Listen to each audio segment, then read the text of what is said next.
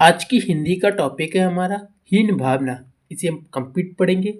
कोशिश रहेगी आप इसको जरूर सुनना।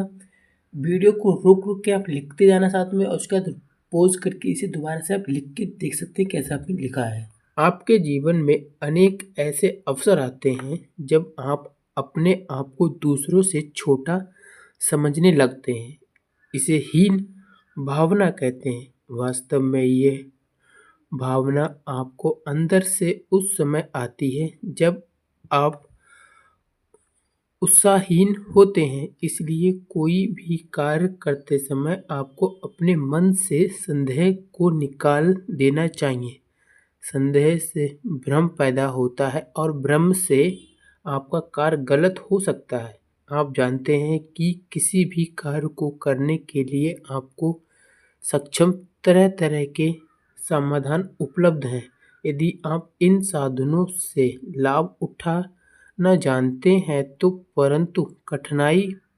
परंतु यदि आलस्य और संदेह के कारण आप इसे लाभ नहीं उठा पाते तो इसमें किसका क्या दोष है। आपने बहुत से कहानियाँ पढ़ी होंगी। उनमें आपने यह भी पढ़ा होगा कि कुछ लोग ऐसे होते हैं जो कठिनाइयों से घबराते नहीं, वरना वे उनका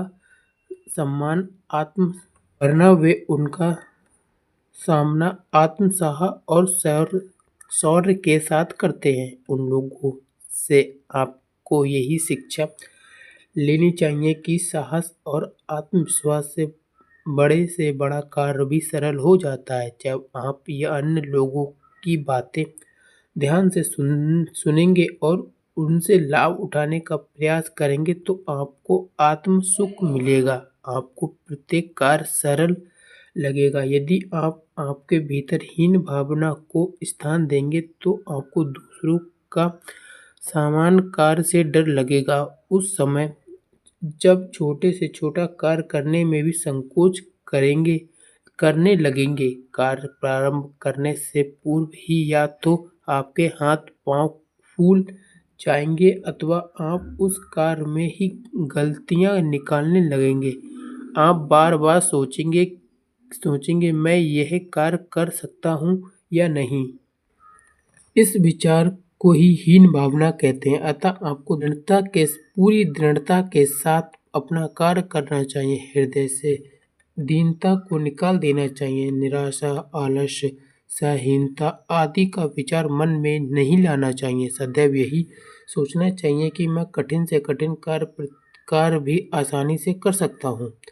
परिश्रम और विश्वास से आगे बढ़ने की शक्ति आती है। इसलिए आप अपने मन को निराशा की भावना को कभी न आने दें। सफलता के लिए आपको निराशा परिश्रम करने रहना चाहिए। यदि किसी और के मन में हीन भावना आती है तो उसे भी दूर करने का प्रयास करना चाहिए।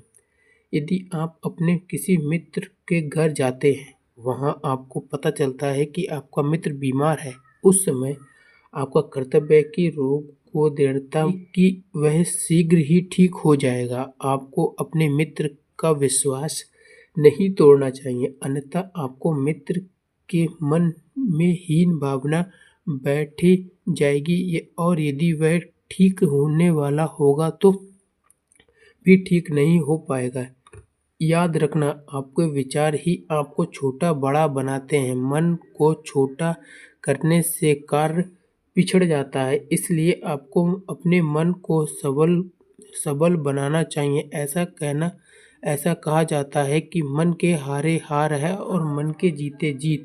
यदि आप मन से ही हार मान लेंगे तो आपका तन भी हार जाएगा। इसलिए आप कभी मत कहिए कि अमुक कार्य एक सफलता मिलना कठिन है, क्योंकि ऐसा सुनते ही दूसरा व्यक्ति भीतर से निराश हो सकता है। वह कार्य में रुचि लेना बंद कर देगा और हाथ पर हाथ धर कर बैठ जाएगा। आपको उससे जो लाभ मिलने वाला था वह भी नहीं मिलेगा।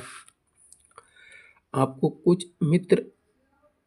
कुछ मित्र आपसे यह कह सकते हैं, अरे आप दूसरों की क्या सेवा करोगे, आपको पास ना तो साधन है और ना ही आप सेवा करना जानते हैं। तब भी आपको अपने घबराना नहीं है, वरना निराशा सेवा करते रहना चाहिए। आपको मित्र जब देखेंगे कि आप अपने निराशा को फटकने नहीं दिया और कुछ करके दिखा दिया, तो वह आप सभी आपकी प्रशंसा करने लगेंगे। याद रखिए, आप अपने अच्छे कार्यों से समाज और देश में ऊंचा उठ सकते हैं।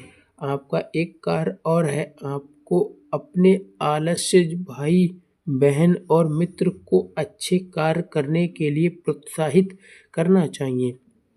इससे यदि उसमें हीन भावना घर कर गई होगी तो वह निकल जाएगी। आपको उनके सामने सफल व्यक्ति के उदाहरण रखना चाहिए। इसमें मन में आगे बैठे की शक्ति का संचार होता है। सोचिए, ऐसा कौन सा कार्य है जो प्रयास करने से नहीं हो सकता। छोटा भी बहुत बड़े बड़े कार्य कर सकता है। कमजोर व्यक्ति ताकतवर को हरा सकता है। याद रखिए, आपकी सफलता परिश्रमी हाथों में ही छिपी हुई है। गांधी जी ने कहा है, अपने मन में और दूसरों मनहीनता की भावना उत्पन्न करने वाला अपना और दूसरों का शत्रु है। सच्चा मित्र वही है जो पुरुषार्थ पर विश्वास करता हो और दूसरों को साहस बनाता हो। हीन भावना अपनी और दूसरों की शत्रु है। इसे साहस, परिश्रम और उत्साह से दूर करने का प्रयास करना चाहिए। ये हमारा आज का टॉपिक था, यानी चैप्टर था जो हमने पढ़ा हिंदी में। कैसा लगा नीचे कमेंट करना। सीरीज को हमारी कंप्लीट देखना, प्लेलिस्ट को सेव कर लीजिए और चैनल को सब्सक्राइब कर लीजिए।